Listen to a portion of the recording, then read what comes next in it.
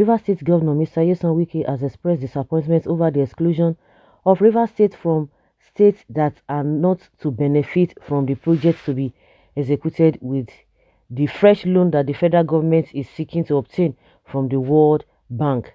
This is as he observed that Nigeria must encourage federating states to harness their resources and generate revenues, including value-added tax, to advance their development. He described as a sheer act of discrimination the federal government's exclusion of Rivers State as one of the states that would not benefit from projects for which it is seeking fresh foreign loans to execute. The governor made the observation when the managing director and editor-in-chief of The Sun newspaper publishing limited, Mr. Onuwa Uke, led a delegation to present a letter of nomination to him as the Sun Man of the Year 2020 award at Government House, Port Harcourt on Monday. He said, "Look at the money that federal government has gone to borrow from the World Bank. Of all the projects in all the states, federal government did not include River State.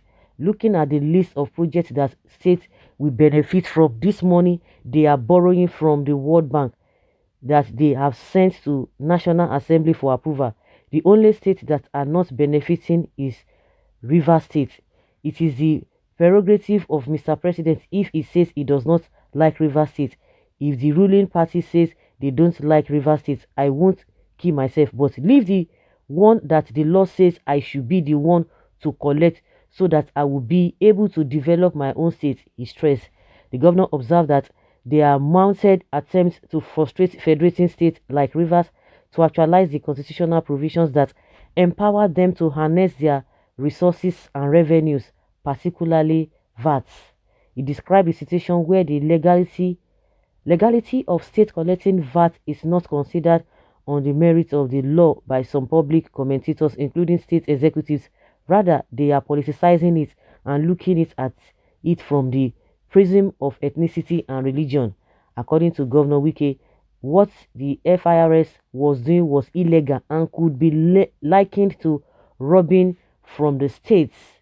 He said, "You don't even need to be a lawyer to know that VAT is not in terms, it's not in items 58 and 59 of the second schedule of the 1999 Constitution as amended. Everybody knows that it is not even in the concurrent list. Therefore, it falls under the residual list.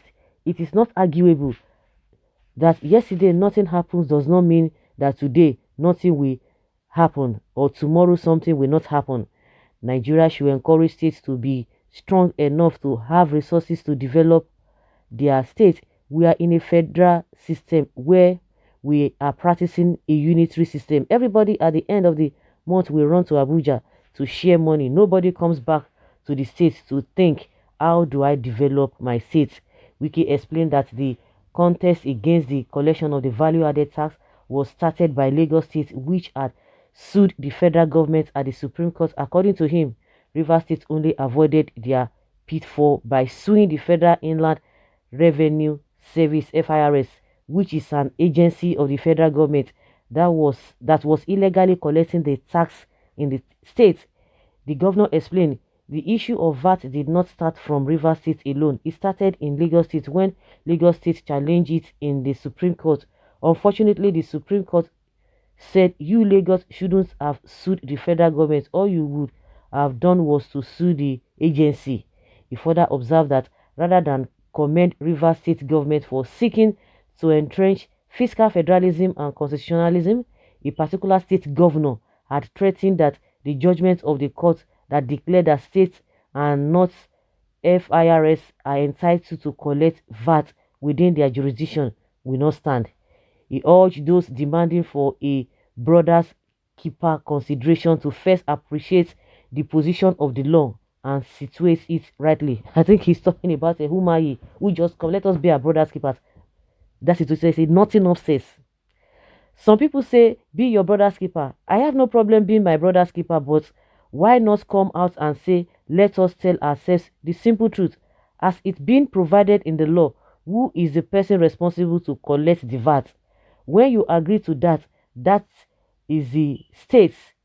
When then you can sit down and look at different problems of state, and not to say be your brother's keeper while you are doing an illegal thing in disobeying what the law says you should not do.